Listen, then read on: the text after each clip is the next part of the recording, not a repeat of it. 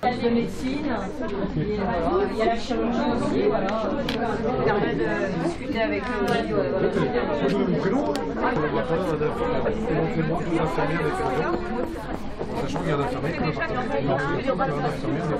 Alors moi je suis Eric, je suis infirmier aux urgences. Je débraille aujourd'hui par solidarité parce que je crois qu'on est en difficulté dans l'hôpital à tous les niveaux, dans les services et puis évidemment au niveau des urgences, quoi. Alors la situation globale c'est qu'aujourd'hui il y a des services qui sont fermés avec un certain nombre de lits, ce qui fait que nous aux urgences on se retrouve avec une activité qui est plus importante puisque on n'a pas de lit, donc les gens restent sur les brancards aux urgences dans des conditions qui sont inadmissibles avec un personnel qui n'est pas suffisant. Ça fait 2 mois où c'est un peu compliqué, où le matin on arrive, il y a 10, 15, 20 patients qui attendent des lits depuis la veille, voire depuis plusieurs jours, et qui restent pour certains sur des brancards, dans les couloirs aux urgences, sans intimité. Voilà. Qu'est-ce qu'il faudrait selon vous pour améliorer la situation justement à Carhaix Une ouverture des lits qui sont fermés, déjà. Le problème c'est qu'il faut trouver le personnel. Le personnel est plutôt, comme partout, il fuit l'hôpital. Donc voilà, donc il va falloir revaloriser, je pense, la profession à un moment. Ça prendra du temps, donc je pense que c'est pas demain qu'on va réouvrir les lits. Et puis ensuite, déjà pour accompagner les gens qui sont aux urgences, c'est du personnel, parce que on n'a pas de personnel.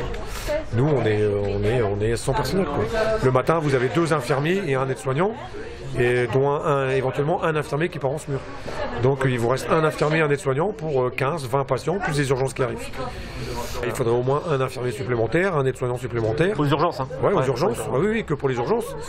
Pour accompagner tous ces gens qui le matin ont besoin de leur confort, qui ont besoin de soins, qui ont besoin de leur traitement, qui ont besoin de plus aussi gérer toutes les urgences qui arrivent. Donc c'est un minimum. Et un agent administratif, on n'a même pas d'agent administratif de 8h à midi, de 8h à 10h. Et la nuit non plus, il n'y a pas d'agent administratif. Donc c'est l'aide-soignant qui est déjà dans les soins, qui va faire les entrées administratives. Donc on est vite débordé, c'est vite très compliqué.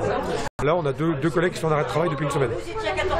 Donc oui, la souffrance se met et puis à tous, pour nous, il y a une fatigue qui s'installe, il y a aussi on est un peu lassé de notre travail, un peu démotivé, on se demande, c'est pas notre travail en fait, nous on n'a pas signé pour voir des gens rester sur des brancards, sans recours, on se pose des questions, demain ça peut être nos parents, c'est ça la médecine qu'on propose à nos parents, c'est ce qu'on va leur proposer. Non, c'est pas, on rentre chez nous le soir en se demandant ce qui s'est passé, c'est pas notre travail, quoi. Là ça s'est dégradé en peu de temps, en très peu de temps et c'est compliqué. Moi tout ce que je peux vous dire c'est là aujourd'hui il n'y a rien qui bouge. Rien n'a changé. On a depuis le Covid, depuis que le Covid est apparu, depuis les pics qu'on a depuis 2 mois avec des gens sur les brancards tous les matins, il n'y a rien n'a évolué au niveau des urgences. Mais rien n'a changé. Et puis ça ne s'arrêtera pas. Il n'y a pas de raison que ça s'arrête.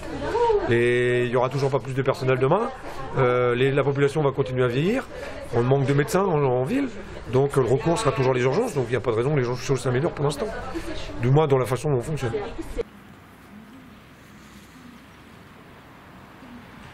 Moi je suis infirmière aux urgences, on est ici pour dénoncer nos conditions de travail qui se dégradent depuis la fin de l'année, c'est compliqué, hein. Il a fallu qu'on condamne notre salle d'attente pour y mettre des brancards parce qu'on n'a plus de place dans le service pour accueillir les gens. C'était la première fois que ça se passait. Donc là vous avez des patients qui du coup attendent aux urgences que des lits se libèrent, quoi. C'est ça.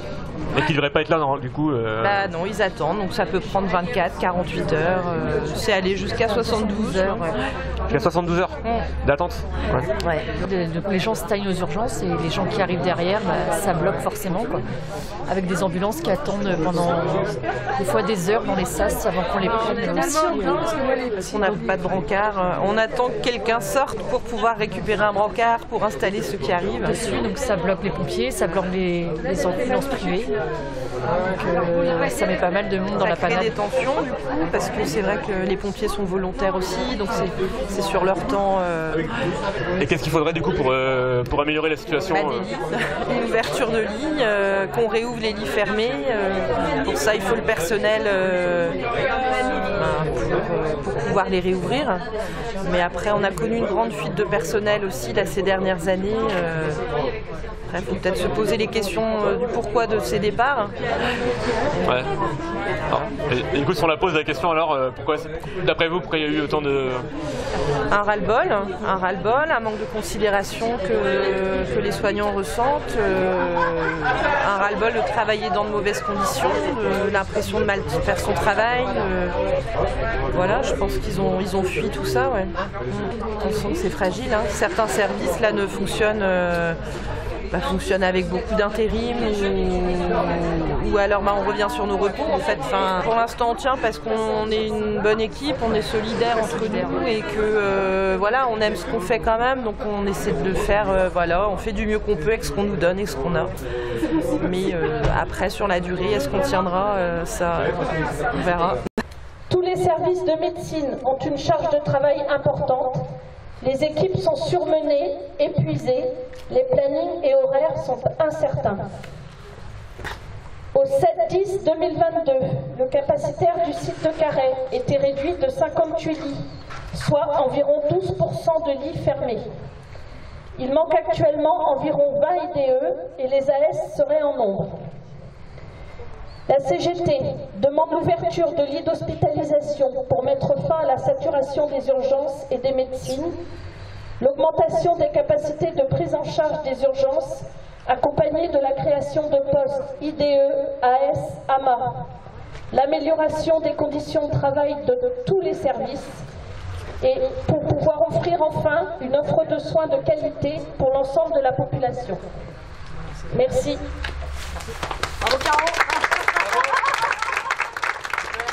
Moi je suis Francine Legac, je suis agent des services hospitaliers en médecine polyvalente. Aurélie, aide-soignante en médecine polyvalente. Sabrina, aide-soignante en médecine polyvalente. D'accord. Et toute la médecine polyvalente est là. Là, la médecine polyvalente. D'accord, donc il y a des collègues là, de la médecine polyvalente. Voilà. Et du coup, c'est quoi les difficultés que vous rencontrez concrètement au quotidien Le manque de personnel, les médecins qui tournent tout le temps. Qu'est-ce qu'il y a encore? On ne sait pas de quoi sera fait notre planning le mois prochain puisqu'on est toujours en suspens parce qu'il n'y a pas assez de personnel, du coup ils veulent regrouper des services. C'est toujours la médecine polyvalente. Polyvalente, ça veut tout dire. Hein. Et tout ce qui ne va pas dans les autres services. Quoi. Tout ce qui n'est pas défini, neurogériatrie ou chirurgie ou cardiologie. Donc tout le reste. Il y a de tout âge aussi. Quoi. Il y a des jeunes, des plus âgés, des personnes très âgées. On a besoin de renforts pour pouvoir s'occuper de ces personnes-là correctement. Là, on a pris une demi-heure pour venir là, mais là, nos 24 patients nous attendent. Il faut qu'on... Ouais. Le week-end, il y a deux infirmières, c'est ça? Pour 24 patients, pour toute la journée. Quoi. Et la nuit, elle est toute seule. Pour 24 patients. Et nous, les aides-soignantes, on est 4. De 8h à 21h45. Et on a besoin d'être une de plus au moins. J'ai lu qu'à l'hôpital de Carhaix, il y avait une baisse du nombre de lits de 12%. Ah, pas chez nous. Pas chez vous, non, ouais. D'accord. Non, chez nous, on a nos 24 lits, mais avec moins de personnel. On va dire que les autres services ont fermé des lits, mais avec le même nombre de personnel. D'accord. Et du coup, est-ce que vous voyez la situation se dégrader au fil des années? Oui. Ouais. Bah, c'est sûr même. On est là depuis longtemps, nous, sur l'hôpital. Et oui, ça se dégrade, ouais. Okay. Et la direction, on aimerait bien qu'elle nous écoute un peu, quoi. Mais ils nous entendent. Les infirmières partent de chez nous, partent en libéral, elles partent. Là, on en a eu 3 qui sont partis, des piliers de la médecine polyvalente quand même, qui faisaient tourner le service. Et ben maintenant, voilà. Okay. On tourne avec des intérimaires en fait.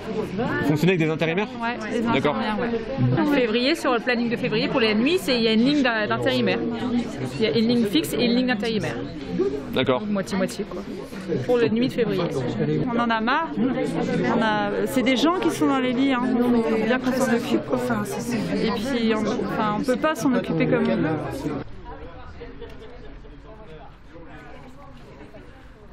Moi je suis Agnès Second, je suis aide-soignante en médecine gériatrique et où il y a des lits soins palliatifs, des lits identifiés soins palliatifs.